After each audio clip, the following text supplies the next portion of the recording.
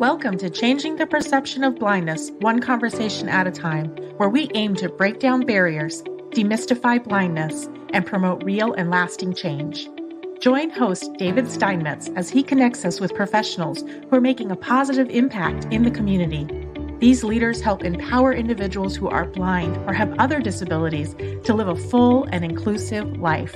Let's lean in as David kicks off today's conversation. Hello, and welcome to this episode of Changing the Perception of Blindness, one conversation at a time. First, I'd like to thank our sponsor for this episode, Arizona Industries for the Blind. AIB is an enterprise nonprofit organization dedicated to empowering people who are blind to achieve their version of the American dream, whatever that is for them, by creating and sustaining dignified employment. You can learn more about AIB by visiting www.azifb.com. So, over the last year and a half or so, we really focus on how people who are blind can live a full, inclusive life. And recently, I've really been thinking a lot about that, and really living a full, inclusive life as a person who is blind is just that, living life and living the life that you want, that I want as a person who is blind. That's really kind of creating new experiences, making new connections, and for me, changing the perception of what blindness is. And in order to do that, we often need allies, people in the community, organizations, and individuals who are really focused on how to create that inclusion for all. And just before we kicked off the show, I was just reminiscing with Karen and everybody about, when I first started this podcast about a year and a half, 2 years ago. My first guests were group about talking about digital accessibility. And I remember sitting in this seat thinking, what the heck is it that I'm doing? I felt, very uncomfortable and scared and all those things. And as that group began the conversation, and all my other guests since then, sitting in this chair has become much easier over and over again. So we all need allies in our lives, in personal and professional, that are there to help us in order for me to live my life the way I want, whether it's planning a trip and booking a trip on a website, or ordering tickets to a sporting event to go with my family. I need to be able to access information. I need to, same thing at work. If I'm the applications that I use in my daily tasks are crucial to me to be successful in my job. And so I need to be able to use my assistive technology in order to do that. And those allies, and I've got two great allies here today, that are focusing on accessibility and inclusion. So let's get the conversation started. First, I have Kai Wong from Teladoc Health. And Kai, would you like to just do a brief introduction of yourself, please? Yeah, thanks, David. Hey, everyone. This is Kai Wong tuning in live from Washington, D.C. I am a senior manager of digital accessibility at Teladoc Health. So I basically just make sure that everybody is building technology at Teladoc Health that is accessible to people with disabilities, specifically websites and mobile apps is my area of expertise.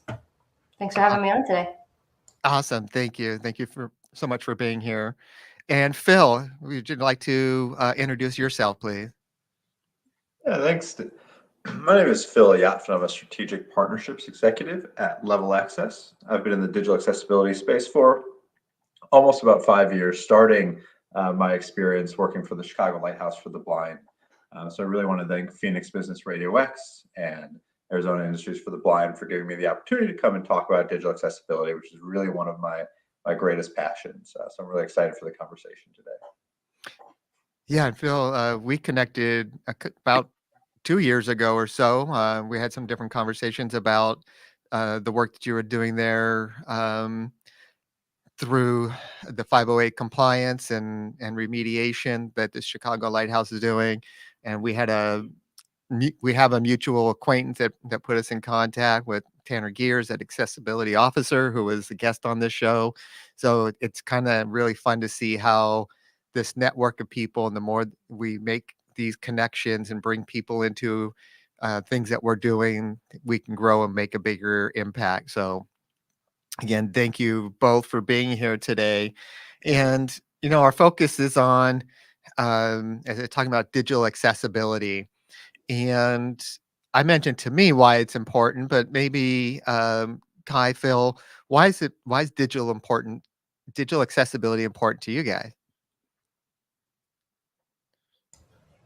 Yeah, it's a great question. I would say for me, the reason why I feel very passionately about accessibility, it's always evolving, but originally I come from a background of, well, I was bullied when I was younger, so I know how it feels to be excluded. And I have a relentless, like a very, because of that experience, is basically, I just have this like really strong passion for making sure that other people are not excluded in the way that I was. And especially in the online world, I found a lot of safety and community online. So it really hits home whenever I hear somebody is excluded from being able to have that community online.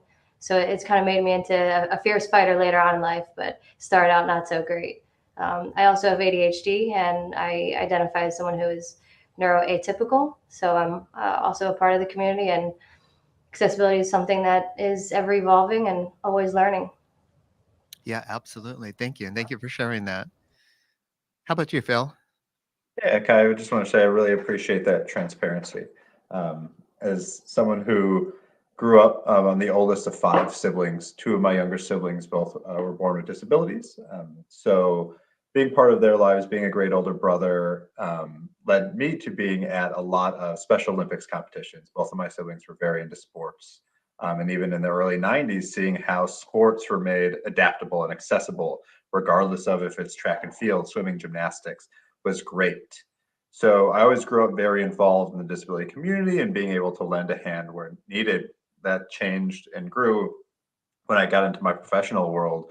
I started out as a business consultant, was moving around a couple different places, and really I stumbled upon the Chicago Lighthouse. And the Chicago Lighthouse is great, along with a lot of other affiliated organizations, Arizona Industries for the Blind, but organizations that both do a lot of social service things, but create social enterprise businesses to create employment for people with disabilities. It was when I took a job working at the Chicago Lighthouse clock plant as a senior director of business development there, that I really started to see that while all these sports I'd seen become adaptable, there were so many jobs out there that even in the late 2000s weren't accessible to a lot of really smart professionals out there. And I wanted to see what I could do to really start to improve that and empower all these great professionals out there that deserve to have higher paying jobs and entry into more difficult careers. That I really start to dive into the world of digital accessibility and see how important it was. And I really started that dive a little before COVID, and then COVID really had the digital accessibility space blow up. So it's a little bit of personal, background in my history, but then also working very closely, hands-on with a lot of professionals with disabilities who wanted so badly to grow their careers, but there were so many barriers in front of them that made me really start to be passionate about digital accessibility and want to kind of preach the good word of digital inclusion. Awesome. And thank you for sharing your story and your background. And it's interesting that when we have these experiences, some positive and some negative in our lives, that it kind of helps form us as we grow personally and professionally, and leads us into different directions. And I always have been saying to myself, as a person who became blind later in life, is that I probably wouldn't be doing the things that I'm doing now if it wasn't for the blindness. And the things that I'm doing now are so much better than what I would have been doing. So it sometimes these experiences or situations push us or divert our path into a new area that is better than where we were. And I heard someone say, just yesterday during one of our brown bag lunch and learns at work about you are where you're meant to be. And I find that to be really true. And hearing your stories, it sounds to be the same, right? Is your experiences led you to creating opportunities for others to have that inclusion or accessibility or access to digital platforms. And, when we think about that, it's not just people with disabilities that benefit, right? I would imagine that non-disabled or population benefits from accessibility as well. Would you guys agree to that or disagree or? 100%, 100%. I think it starts out as an accessibility topic or an accessibility improvement or an accessibility discussion.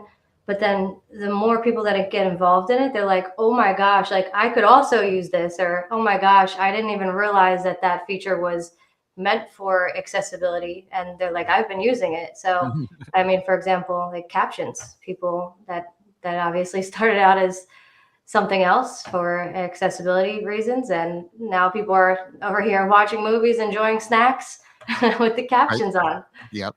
In my house for sure. Oh yeah, oh yeah, big snack house.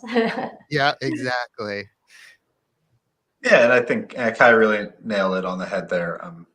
You know, creating better digital inclusion in the digital space helps everyone. There's no detriment to anyone to make sure that the user experience is inclusive and positive for any user that comes across, whether it's a website, mobile app, software platform.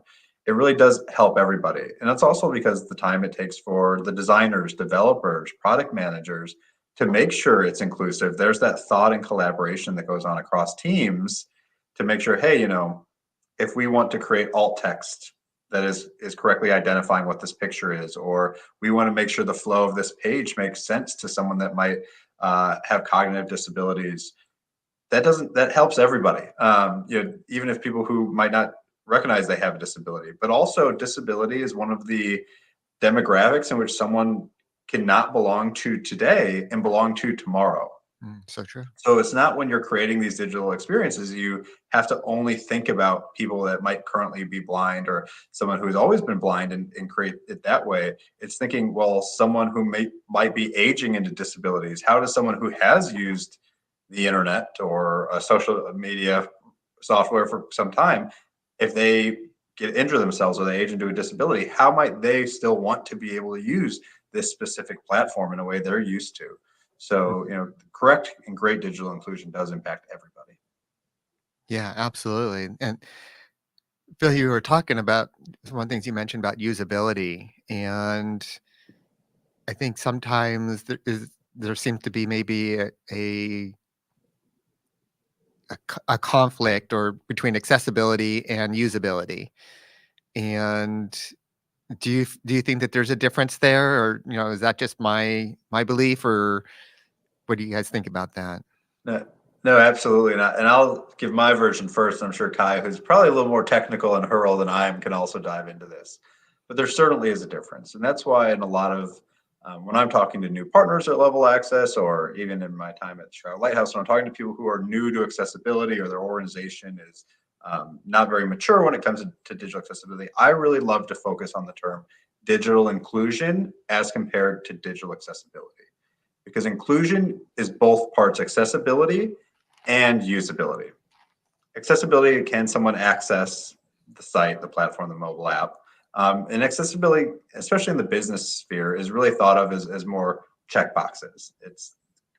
Does your program meet the WCAG standard, Section 508, the ADA? It's a lot of checkbox against success criteria, which is great, and your things should be compliant and accessible against standards. But just because you are accessible and meeting those standards doesn't mean that you're providing a positive user experience or that usability side. Does someone who has a disability or is an assistive tech user want to come back to your site repeatedly to be a customer there or utilize those services? And having positive usability is what will bring those customers and users back, not just being accessible, because there really is a difference. You can be meeting some of those accessibility standards like alt text. You can have alt text, but your alt text still could say, well, this is a picture, and it doesn't actually tell you what that picture is. Right. So there's clearly a difference, but I'm sure Kai also has some more to add to that. That's a really good point. I mean, the alt text, that's a awesome example, Phil. I like that. Yeah, I mean, accessibility and usability, there's definitely overlap. I would say they do relate to one another. And I go towards the idea of like usability and accessibility. You can't really have one without the other. There is differences, accessibility being more specific to focusing in on how are people with disabilities or people who are using assistive technologies navigate a website when we're talking about like digital accessibility at least. And then usability is just in general, is your website or your product usable, and is it like user friendly? Is it easy to use? Does it allow somebody to complete a task? Can you add something into the cart easily and you realize that it did get added in?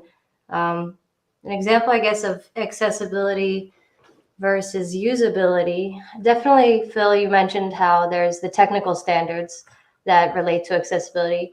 The Web Content Accessibility Guidelines is one that I've work with a lot and I'm very focused on, and that for short is the WCAG for those listening for short. So yeah, the WCAG or the WCAG, it is the technical standards for accessibility, and certainly you can be compliant with the WCAG or those technical standards for accessibility. But then if you go to do user testing with somebody who uses a screen reader on the daily, all of a sudden you might be finding out there's a lot of usability issues with your website or your product that you might be still WCAG compliant, quote unquote. But at the end of the day, is it actually usable and is it easy to use by all of your users and not just some? Yeah, thank you guys, because that's so important that we talk about that accessibility and inclusion. I'll give you an example. So I have an app to monitor and control my sprinkler timer, and the big selling point is that you can use your phone to do the settings and so forth, because with a digital display on the front of the panel, it does me no good.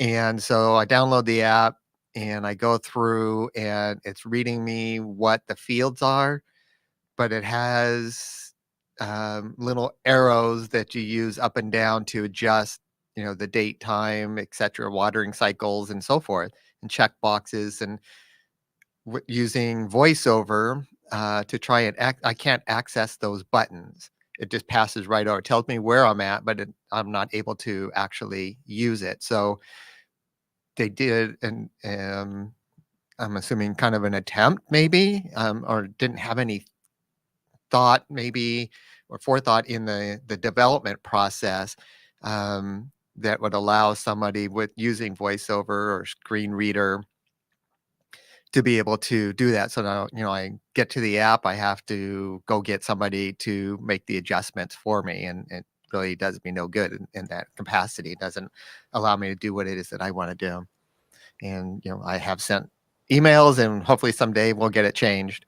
And I think that that's really kind of the message that I want to get from today, right? Is accessibility isn't just all of a sudden it's there on the screen. And I think, Phil, you kind of mentioned it, talking about developers, or kind of part of your role in digital accessibility at Teladoc, as you mentioned, for people with disabilities to be able to access, whether it's your website or a mobile app and so forth. When does that conversation start? Who should be involved, and what are the processes you think that you guys would typically go through or suggest to people that are listening? Is, here's when you really should start thinking about accessibility and inclusion. As soon as you have, that's a great question. I want to just share with the world that as soon as you have an idea for anything, that's when you should start thinking about accessibility as early as possible and as often as possible. Everyone that I work with, and I really anyone that I meet, even in the grocery store, I'm always trying to spread the word. I'm like, hey, what did you think about this from the from the accessibility perspective? I'm always bringing it up, and I always encourage other people to bring it up too. I think it's a great, party topic. I think it's a great dinner table topic. But yeah, I just love it. I think it's something that people, they don't realize it, and then all of a sudden, once you tell them, they're like, "Oh my gosh, I gotta read through all of my other projects I started." It changes everything. So yeah, as soon as possible. And in terms of, to your question, in the technical, software development lifecycle, it starts with, I would say, user research, which starts with the product managers, and then it flows on to designers. Designers have to be thinking about accessibility, the color contrast, the use of the colors, even annotating or adding in accessibility, like descriptions for those images, for alt text. So that way, when they pass on their design to the developers, they know what to do and they can implement it correctly. And then the QA testers or the quality engineers testing your feature or whatever you built can be tested for accessibility. Yeah, exactly. Kai really nailed that there. It's, in the digital accessibility space, it's really what we call shift left. So it's the idea of shifting the idea of accessibility, usability more to the left of the SDLC, the software development lifecycle. So it's how even within design can organizations be thinking how users with disabilities might be utilizing kind of that end product, and user research, as Kai mentioned, is super important. So there are all kinds of great programs out there, Figma and plugins to make sure that, you can annotate wireframes. And that makes a lot of sense for the business as well. Businesses that focus more on thinking about accessibility earlier typically have business benefits that come with that. They're more streamlined at building accessibility into their product. They're minimizing costs and mitigating potential legal risks that come with creating an inaccessible product. So the earlier you're thinking about it, the better for everyone. It's better for your users. It's better for the company as a whole. And not only just thinking about user disabilities, but if you can bring users with disabilities into that process as well, that's the real sweet spot. There we go. Actually having people with disabilities, like, as part of those design conversations early within the development process as well, that's just creating more benefits for everyone too. How do you feel? How would you find, and maybe this is the wrong way to ask, but so you're saying bring people with disabilities to the table, be part of the conversation, um, whether it's your own internal employees that have self-identified or part of the team already, but where would you go to find testers or that get that input? Yeah, that's a great question, David. And really it's one of my favorite parts of being in the partnerships role here at Level Access. So really the bulk of my job is finding organizations that are creating those digital environments. I partner with marketing agencies, development agencies, the ones creating that work, not end clients that saying, hey, you guys should be thinking about accessibility. So being able to partner with organizations who are doing that creation and development allows me to get into organizations to be thinking about that shift left idea more. But not only do I partner with organizations who are doing the creating, I partner with a lot of organizations in the nonprofit space who do have professionals with disabilities as well. So I'm really able to point a lot of our partners to organizations similar to Arizona Industries for the Blind or the Chicago Lighthouse, who have large staffs of people with disabilities who would love to be able to give their opinions on digital products that one day they might use. So there's a lot of opportunity out there to reach out to local nonprofits, or organizations who do specialize. There are a lot of consulting companies out there too that most of their staffs are professionals with disabilities that can be leaned on for some of that integral knowledge, especially when it comes to native assistive technology use. Yep. Yeah. No, Phil, that's awesome. I was over here like, I'm cheering in my head. I'm standing up. I'm doing cartwheels over here in my head. I think it's so important to include people with disabilities in the user research and the conversations. And I do think it is a barrier for some people because they're like, well, where do we find these people with disabilities? luckily for all of us, that people with disabilities, they're everywhere. We're everywhere. Yep. Yep. And it is just like, once you get past that fear of, well, where do I find them at? I mean, just like anything else, where do you find other people? Right. Right. And I then the want one thing I do want to point out, oh, yeah. sorry, Kai, No, go I didn't ahead. cut you off.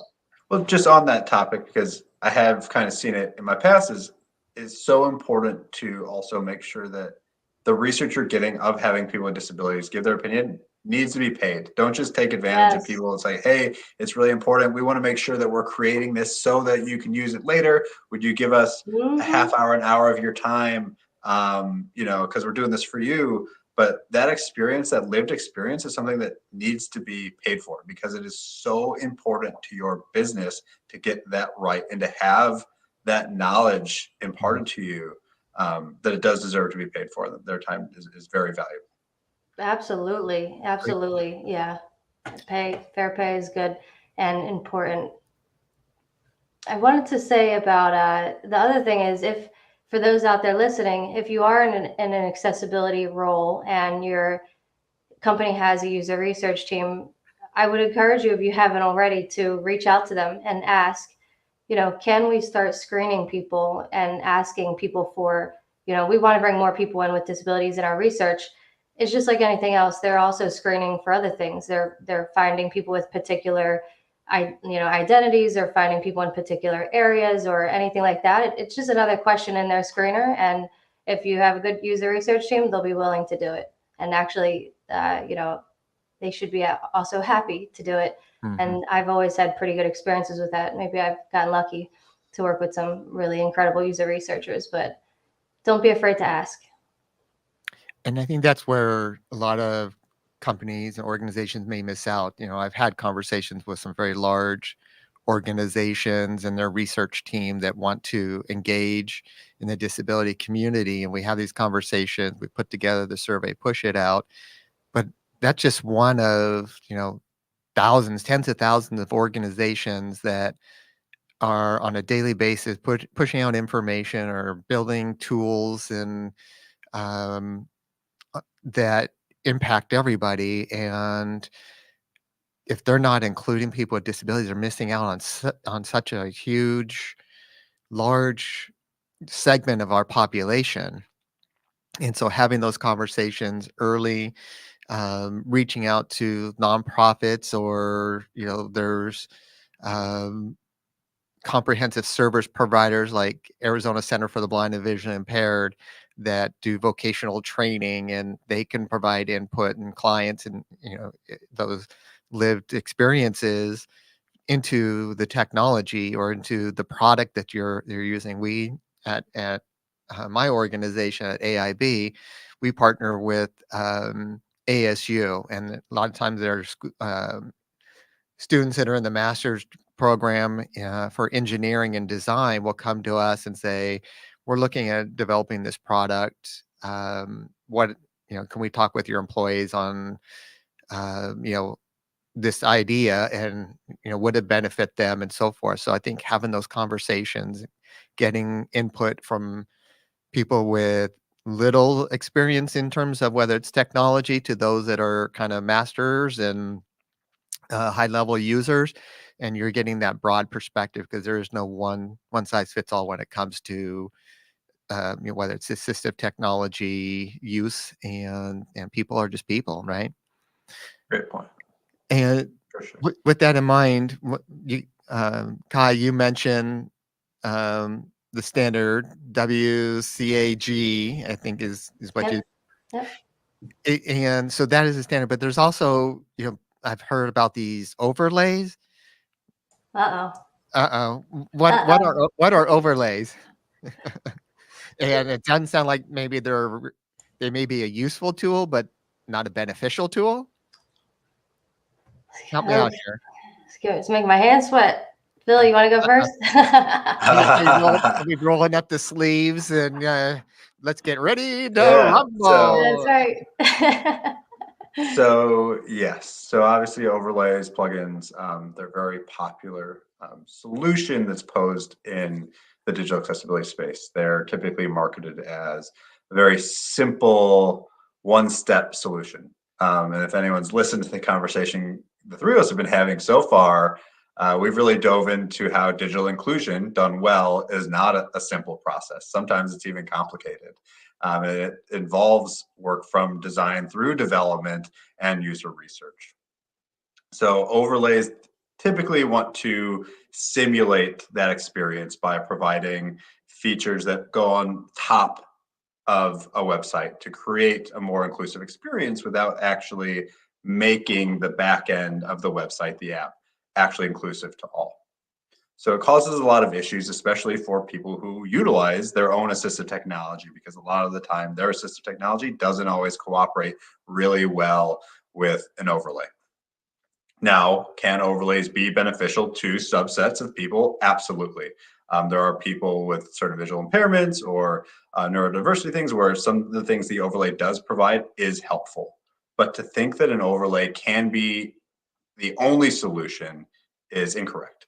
Can an overlay or things an overlay can provide be part of a much larger strategy? If you're already working on design and development and making sure things are inclusive, and then you add an overlay on top just for some of the special assistive technology stuff it can provide, then it can potentially work well.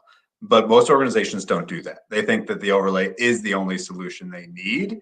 And that's why they get typically a large amount of legal issues do stem from organizations that do have overlays. And the percent of organizations that only focus on overlays that get litigation has actually increased significantly over the last couple of years.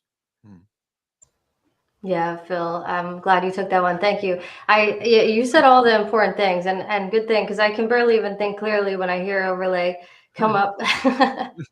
I think with anything like an overlay, basically it's like the widget, it's a widget on top of the website. And like, as Phil said, it's kind of like that one, it's like a easy way to solve things that some companies think of it as, but in reality, it actually will cause more issues.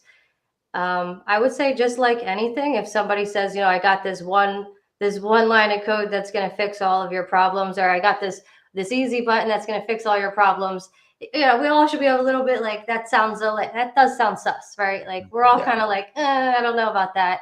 Is that really true? How could you really solve all the issues with just one button? Yeah, and I think part of the issue is still, while digital accessibility has become more important, more prioritized by businesses, especially over the last 3 to 4 years, there's still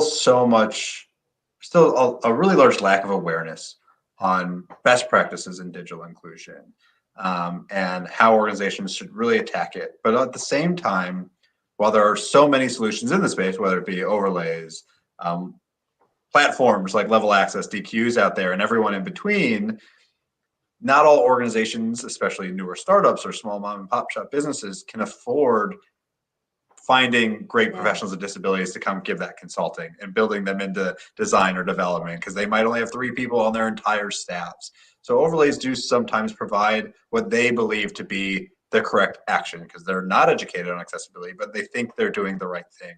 So, and that's really the issue, especially we in the industry are facing, is still 97%, if the WebAIM report looks at the top million websites in the world, their homepages, 97% are still inaccessible.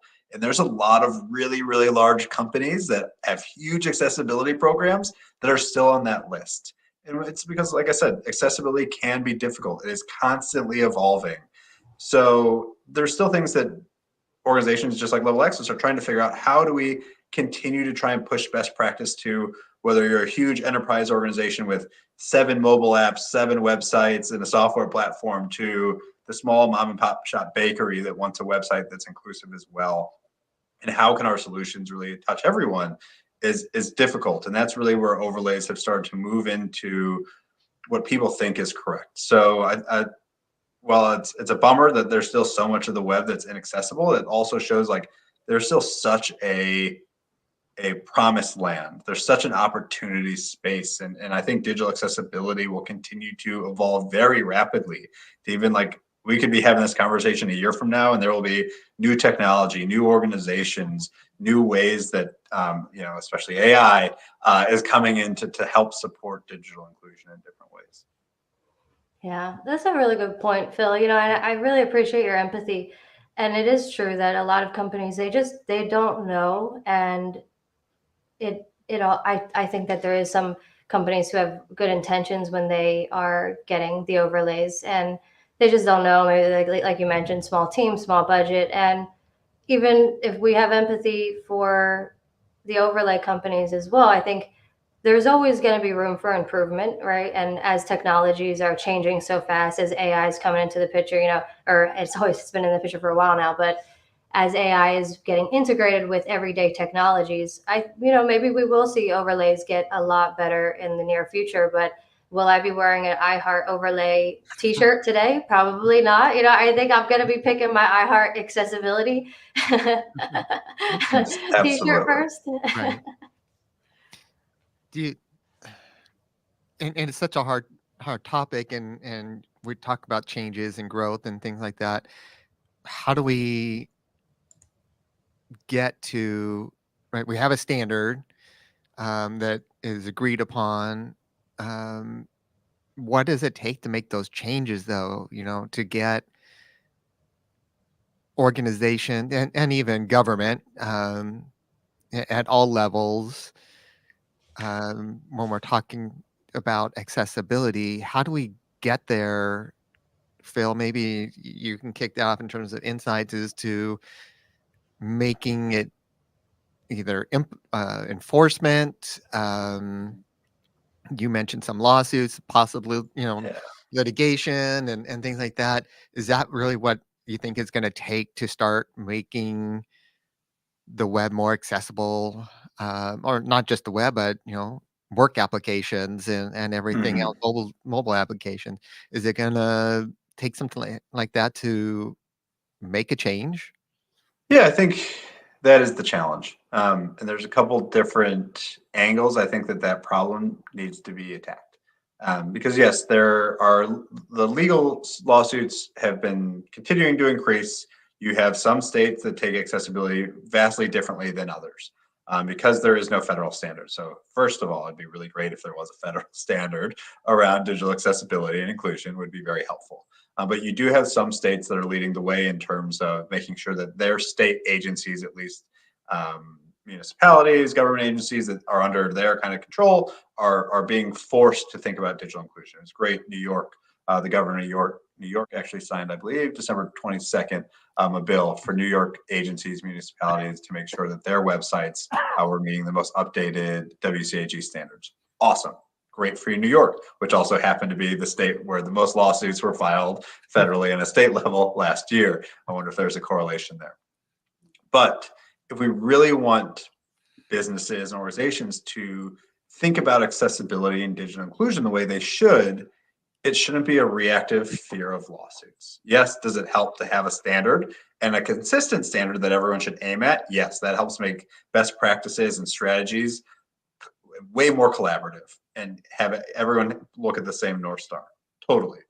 But there also needs to be more research around why digital inclusion is a positive, why organizations should proactively be thinking about, not only making sure that their websites and apps are accessible, but as you had mentioned, David, their job applications. Accenture in 2018 came out with a great report called Getting to Equal that shared all these business benefits that organizations were seeing when they were doing inclusive hiring and had inclusive teams.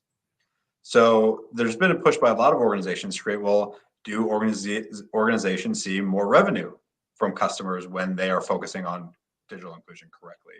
Has their customer base grown? The problem there is that some of that research is really hard to get because you don't know the people that are going through your website, do they have a disability or not?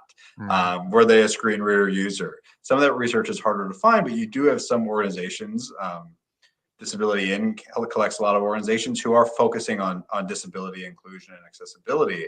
So being able to have a lot of these organizations leading the way, share more positives about, from the business perspective, about the ROI on being inclusive will help more organizations say, hey, yes, it's great. Well, we know we should be doing this from a societal perspective, and the legal says we should be, but you'll get so much more motivation, excitement, collaboration when organizations know that they want to do it for the right reasons, and that proactively doing it will make a lot more sense that's where we will start to see sustainable change. Because the reactive approach to accessibility is why there's still 97% of homepages still inaccessible, because they're reactively addressing it and then being passive about it, not proactive and thinking about a sustainable strategy.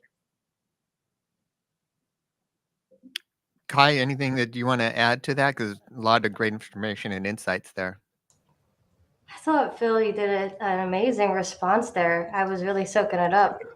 The only thing I would, I guess, like lean into more about what you had mentioned, Phil, is the lack of disability data. I think having more disability related data is very helpful for a lot of reasons. And that will help to build business cases. It will help to track how can we best improve our user experience for people with disabilities specifically. It also will help like product managers go to the business and say, hey, you know, this is a large area of our business and we should get funding for it. We should focus on this and here's some ideas for it. And then aside from that, I think you already had mentioned it, just, you know, the policies and the laws. So advocacy goes a long way as well. And just continued education, awareness, and injecting accessibility everywhere that we all can. Yeah, I think that Kai, I agree with you. I think, you know, the theme of my show, right, changing our perception of blindness one conversation at a time, and that advocacy and awareness portion, and, you know, getting out this message today is hopefully we have business owners, people thinking about their applications and their processes. And, you know, I've, through my public policy and outreach, have tried multiple different methods of trying to connect to people and things that are, you know, important. And I'll throw out the statistics of, you know, improved ROI and improved culture within your organization when you hire people with disabilities, increase in profits, the cost to society for people with disabilities that are receiving government benefits. And you throw out like these huge millions of dollars that are numbers being thrown around, and it sometimes just seems like it falls on deaf ears. You try talking about the benefits from what work and value work provides to us as individuals, just as human beings, from a social aspect, from a professional and emotional aspect, but also bring in the disability brings in a whole nother perspective. And, you know, these messages are so important, and it's important for people to think about these things on a daily basis. Because as Phil, you mentioned today, you might not be part of this community, and tomorrow you may. And it's important to have that empathy, have that forethought, is to, we need to make sure that we're doing, you know, the right thing, doing the things that will benefit everybody, not just a portion of our population or segment of our customers. Totally. And I think you raise an interesting point there, David. It's, you know, you've been having these conversations with a ton of organizations. I've been having, you know, being more on the sales partnership side of digital accessibility for 5 years. I've talked to hundreds and hundreds of organizations and business leaders across a dozen countries, all thinking about digital inclusion differently and working to spread that awareness and trying to be on the proactive side of that, and talking about, you know, the $8 trillion in spend the disability community and their close family have. And organizations, you start to see that light go on in their head a little bit. And just in the conversations I've been having in the last 6 months, I know that the awareness is grown. The problem is the awareness gets to a certain spot where then action has to happen. Mm-hmm. And it's that action step that a lot of organizations stumble on, because they're not quite sure how to start, when to start, what type of initial investment they need to put in it. And that confusion, that intimidation on next steps creates a lot of pause, creates a lot of fear, and it makes organizations, well, we're not used to doing this, so we want to start really slow and do a couple minor things and see if that creates the improvement you're talking about. Well, that's not how business works, and that's not how full-scale strategies work. You don't get to do a little piece of the software development life cycle and say, okay, this is going to make the whole thing better, right? So it's the conversation is somewhat shifted, and it's great. It's great for the accessibility industry that conversation is shifting more from awareness to action, and how organizations should really start to do that. But still, it's still really slow right now.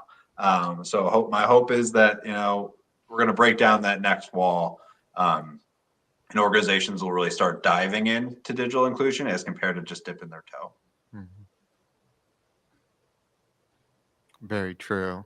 Very true. And if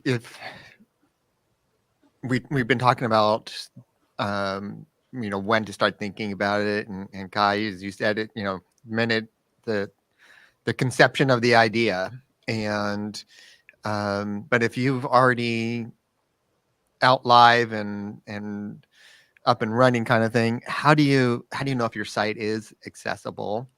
And I guess that would be my question is how do you know if you're in compliance or not, and what do you do about it?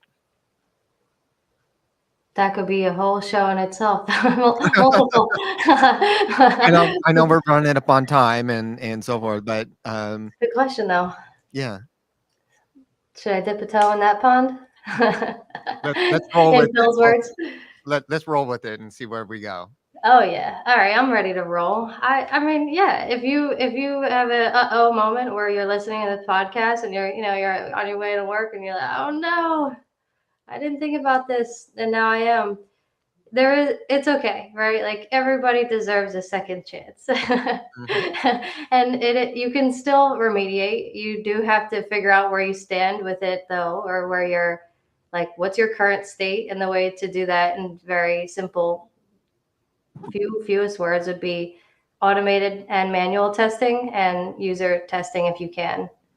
But at least you got to do some testing. I mean, you got to use a screen reader. You got to use keyboard only to navigate. Can you get to the interactive elements hitting the tab key on your website? Just turn on the screen reader on your phone and do some swiping throughout your app here. Listen to what the announcements are, and maybe do a little bit of searching online for a checklist of things to look for and test for. Phil, what else you got to add to that? Add some sprinkles to that ice cream. Yeah, I thought that was a great start, because there's so many different ways organizations can go, especially when we're talking about maybe you've already put in some upfront work to make sure you're inclusive and accessible. But as we mentioned, digital accessibility is constantly evolving. Anytime you're adding new content to your website, or an operating system, browser gets updated, or assistive tech gets updated, accessibility can get thrown out of whack a little bit. And we all know technology is advancing at a crazy rate right now. So that's why it's really hard, and even top digital accessibility organizations in the space will almost never guarantee you are 100% compliant at any given time. Because as of tomorrow, there could be things outside of both organizations' control that throw you out of compliance. So, as Kai mentioned, continuous testing is great.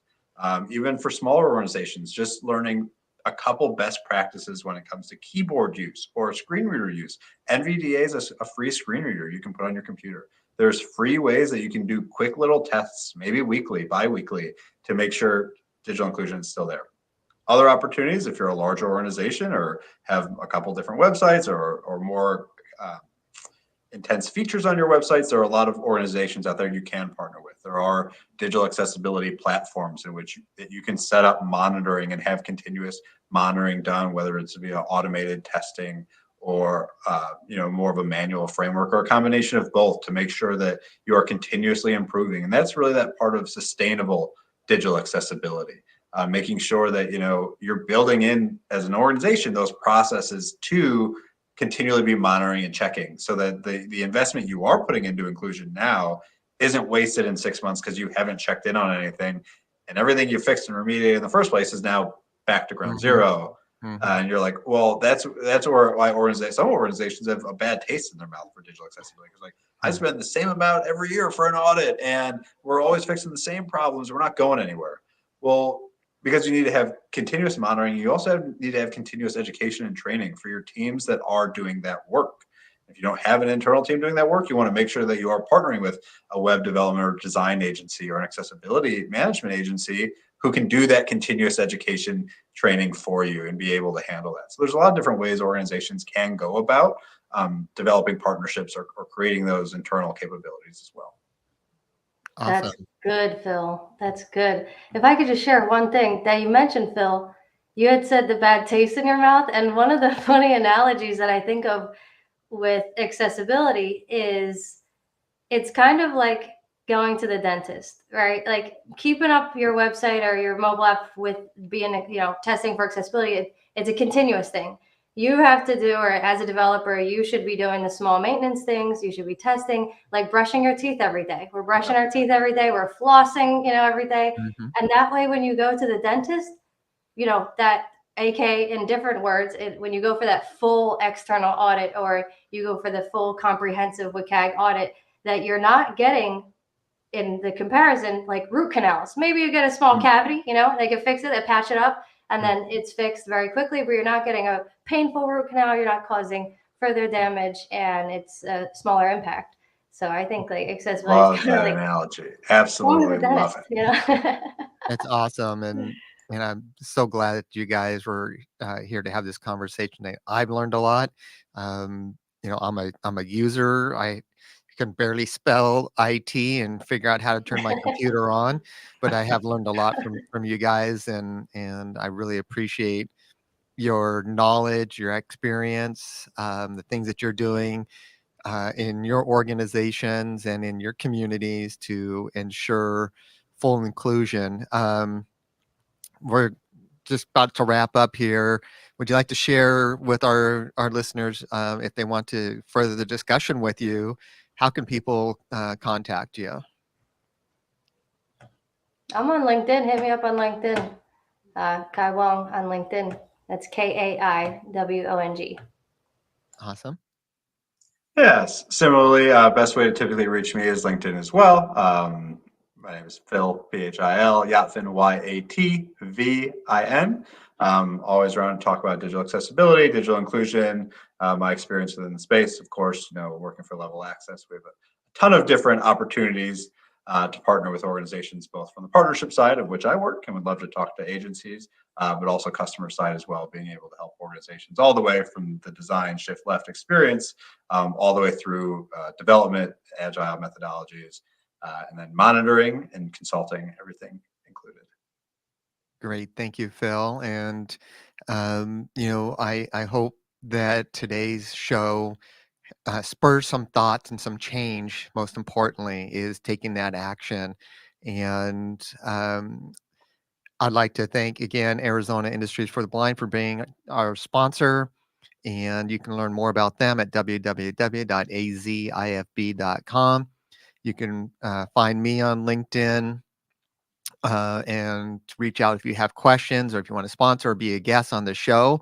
I'd love to have those conversations. And it's really important to recognize that digital accessibility is really part of